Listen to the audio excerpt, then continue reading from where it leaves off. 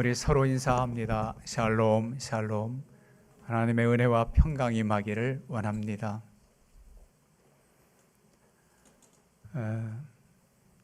우리 인생길 가는 길, 우리는 하나님의 은혜로 한 걸음 한 걸음 걸어가고 있습니다. 때마다 일마다 도우시고 측량할 수 없는 하나님의 은혜 가운데 인도함 받아 여기까지 또 왔습니다. 하나님의 은혜와 사랑 아니고서는 우리는 한시도 살 수 없다고 고백하는 하나님의 자녀들, 하나님의 사람들입니다. 그래도 어떤 때는 믿음의 눈이, 영의 눈이 떠지지 못해서 하나님의 뜻을 깨닫지 못하고 어디로 어떻게 가야 할지 몰라 방황할 때도 참 많습니다. 그렇지만 오늘 말씀은 우리에게 분명히 가르쳐 주시고 있습니다. 범사의 그를 인정하라. 그리하면 내 길을 지도하시리라. 하나님께서 우리 앞길을 인도해 주시고 가르쳐 주신다는 겁니다. 지도해 주신다. 여러분, 하나님께서 가르쳐 주시고 지도하시는데 우리는 하나님을 찾지 않고 믿음 없이 불신앙으로 내 인간적인 생각으로 어찌할 바 고민, 고심하면서 근심, 걱정할 때도 참 많습니다. 믿음이 없을 땐 그랬지만 믿음 가지고 하나님을 섬기는 이유로는 그래서는 안 됩니다. 우리 하나님께서 내 안에서 어떻게 역사하시는지 나와 함께 하신 능력의 하나님을 알고 믿을 때 능력 있는, 가치 있는 삶을 살 수 있어요. 한 가난한 젊은이가 있었는데 그에게 바이올린 한 대가 있었다고 합니다. 실력도 별로 없고 연습도 제대로 하지 않아서 음악의 길로 나섰지만 연주로 초청받는데도 없고 불려다니지도 못하고 그랬어요. 돈도 다 떨어져서 하는 수 없이 바이올린 포기해야 되겠다. 그래서 중고악기점에 그 바이올린을 사정에서 팔아 $100를 받았습니다. $100면 우리 돈으로 지금 12만 원 정도 돼요. 곧바로 식당으로 달려가서 허기진배를 채웠습니다. 악기점 주인이 그 바이올린을 조율하다 보니까 괜찮아요, 소리도. 그래서 수리하고 좀 잘 보려고 이렇게 불을 켜고 세심히 보니까 바이올린 안쪽에 깜짝 놀랐습니다. 뭐라고 쓰여 있느냐? 스트라디바리 1704. 이 스트라디바리가 아주 유명한 바이올린 제작자인가 봅니다. 스트라디바리 1704, 1704년에 스트라디바리가 제작했다는 진품이라는 겁니다. 그래서 이 악기점, 중고악기점 주인이 연주자에게 얼마에 팔았느냐? $100,000에 팔았다고 그래요. 바이올린 $100,000면 1억 2천만 원. 1억 하면 지금도 1억 이상 되는 악기들이 많이 있잖아요. 예. 진품인 걸 몰랐어요. 자기가 소장했어도 몰랐어요. 왜 이 말씀을 드리냐면 내 안에 능력이 하나님, 거룩하신 하나님, 그 하나님이 계신데도 그 하나님의 그 은혜와 그 살아계신 하나님을 온전히 신뢰하지 못하고 믿지 못해서 우리는 가치 없는 삶을 살 때가 많아요.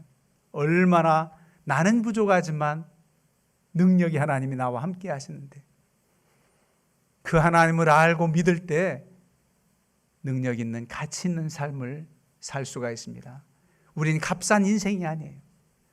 세상적으로 큰 권력이나 명예, 권세가 있어야 값비싼 인생이 사는 게 아니라 내가 하나님의 자녀로서 나를 통해서 하나님께서 주어진 이 사명을 감당하며 믿음으로 살아가는 것이 얼마나 큰 가치 있는지를 우리는 깨달아 알아야 됩니다. 그 능력의 하나님이 우리 앞길을 지도해 주십니다. 이스라엘 백성들 출애굽할 때도 구절구절 시편 136편에는 하나님 여호와께서 이렇게 구원하셨다는, 인도하셨다는 거예요. 하나님이 인도하십니다. 오늘날에는 성령 하나님이 여러분들을 권고하시고 깨우쳐 주시고 인도하십니다.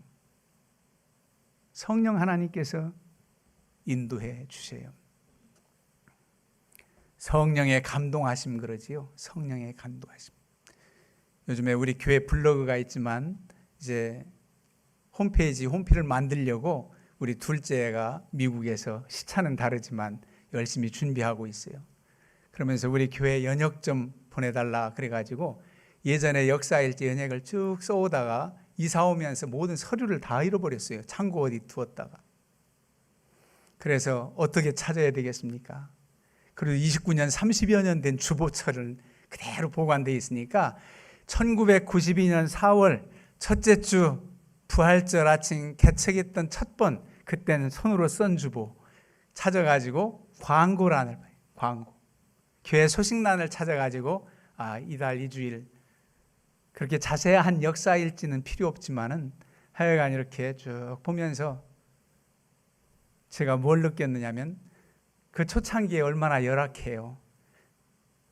우리가 하나님 앞에 헌신도 하는 초신자들 몇몇 하지만은 좀 지나 보니까 무슨 광고가 많으냐면 성령에 감동되시는 분은 마이크를 헌물하시기 바랍니다. 그렇게 써요.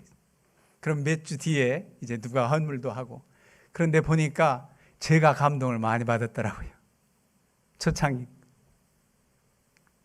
성령의 감동하심, 성령의 인도하심을 따라 순종하는 그 길, 그게 바로 복된 길이라는 거예요.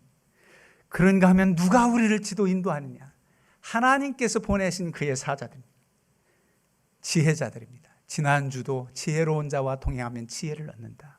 지혜를 얻는 비결이 무언가? 지혜로운 사람, 하나님의 사람들입니다.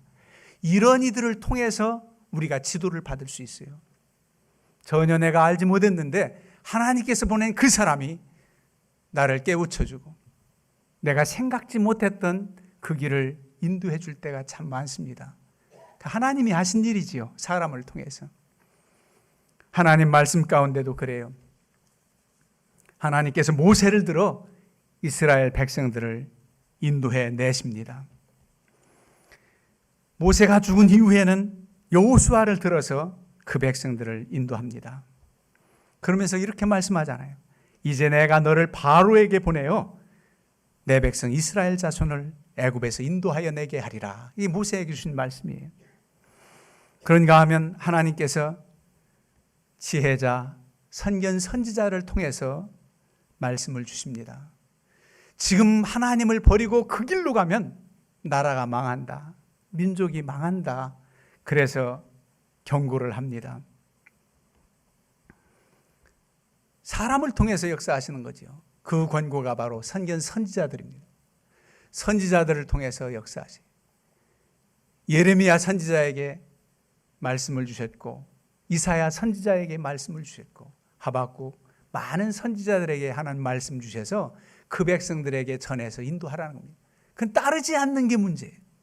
모든 우상 숭배를 철폐하고 이제는 하나님을 경외해서 복을 받아야 되는데 그러지를 못하는 게 참 안타깝지요. 우리 하나님께서 선지자들을 보내셔서 깨우치고 인도함 받게 하려고 하신 뜻을 이렇게 기록하고 있습니다. 내가 나의 사신들을 부지런히 보냈으나 너희가 받아들이지 않았다는 겁니다.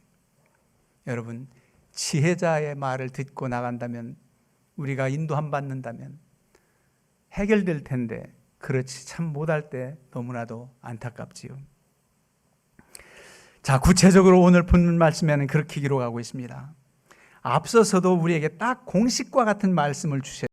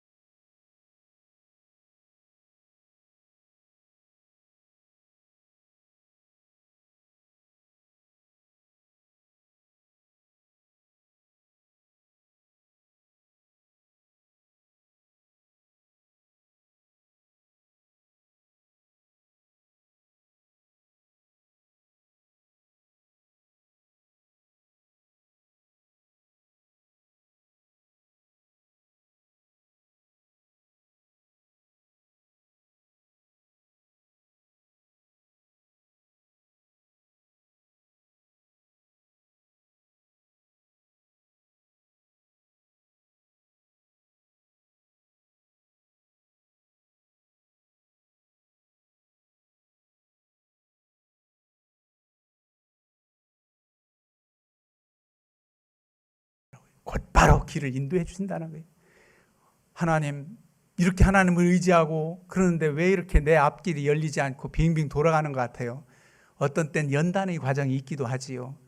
무언가 하나님 앞에 내가 합당하지 않아서 그 문제가 해결된다면, 그리고 전적으로 여호와를 신뢰하고 인정한다면 곧바로 인도함을 받을 터인데 그런 경우도 있습니다. 내게 문제가 있는 경우도 있어요. 그걸 발견하지 못하고 그냥 하나님이 나를 인도해 주시지 않는다고, 왜 질문에 답하시지 않느냐고 그렇게 투정할 때도 있습니다. 내게 문제가 있거나 아니면 하나님의 어떤 연단의 과정이라는 것을 우리는 알아야 됩니다. 얼마나 실감나게 번역했습니까?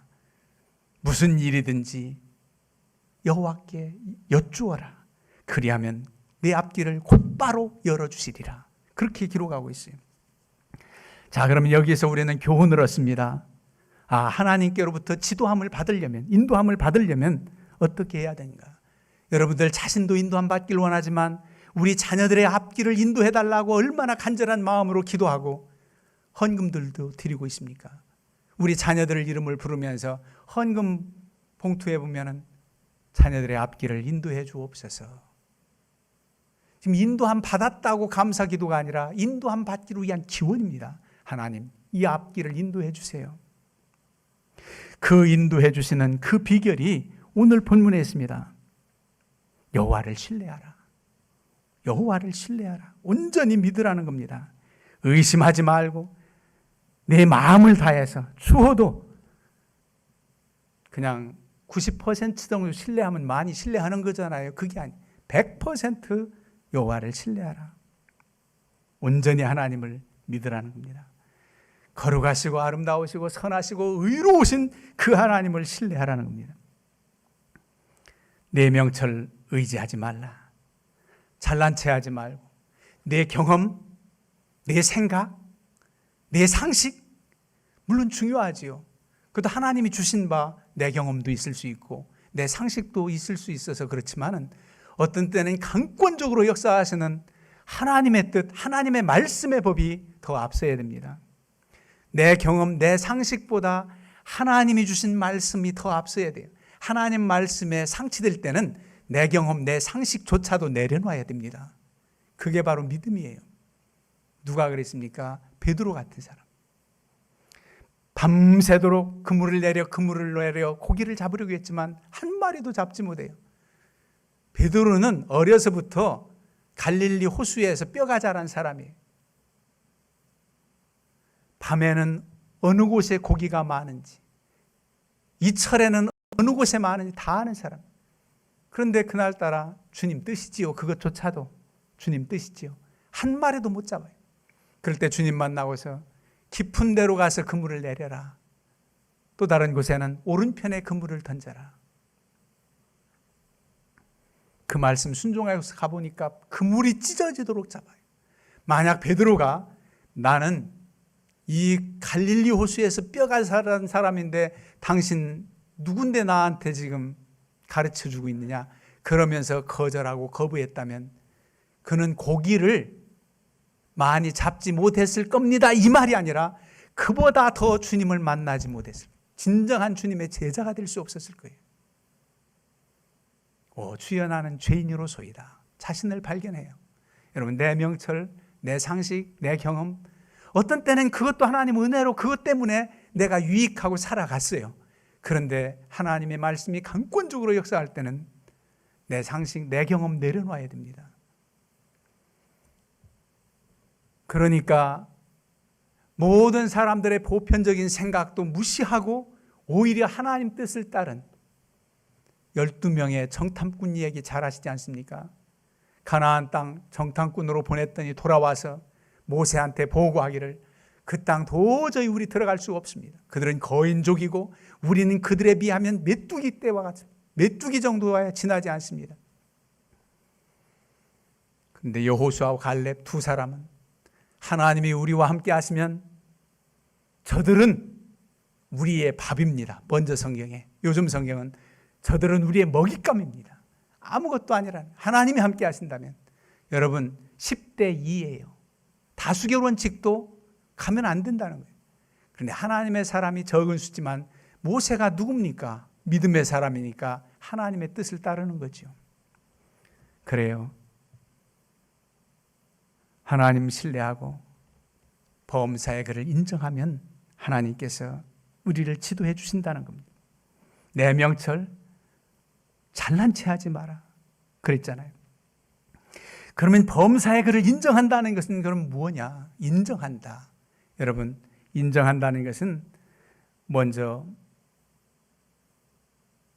야훼께 여쭈어라 이렇게 번역됐다고 그러는데, 그 앞서 먼저 생각할 바는 우선은 하나님의 살아계심, 하나님의 존재를 인정해야 됩니다. 사신 하나님 그 존재를 인정하는 자는 하나님의 능력을 맛보게 돼 있어요. 인도함 받습니다. 하나님께서 우리에게 주신 말씀 창세기부터 요한계시록까지 이 구절은 믿어지고 이 구절은 안 믿어져, 그렇게 할 일이 아닙니다.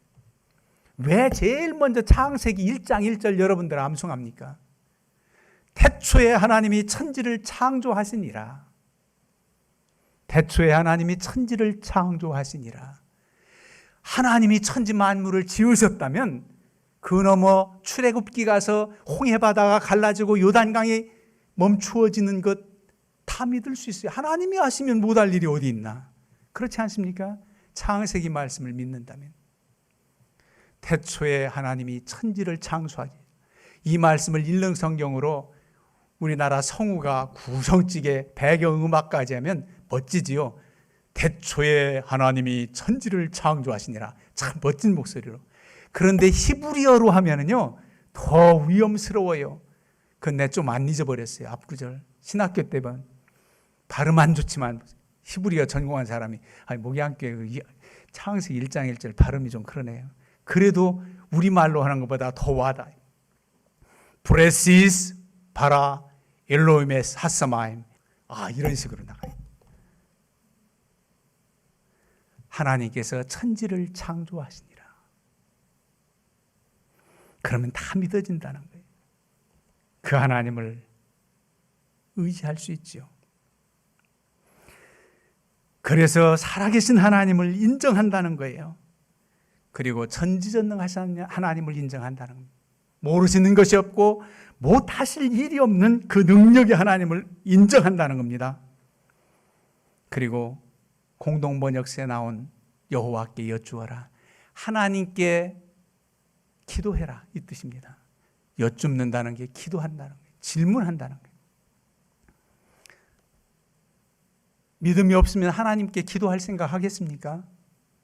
내가 답변을 찾고 그냥 인간적인 생각만 가지고 나가죠.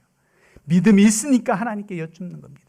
엄청난 문제만 여쭙는 게 아니라 진정 하나님과 교통하고 친구처럼 주님과 동행하는 사람들은 작은 일도 하나님께 묻습니다. 묻지 않고 바로바로 결정되는 것도 있겠지만 사소한 것도 물어요. 저는 항상 커피점 가면 커피 라떼를 주로 시켜요. 어쩌다 다른 거 주문할지 모르지만은 아주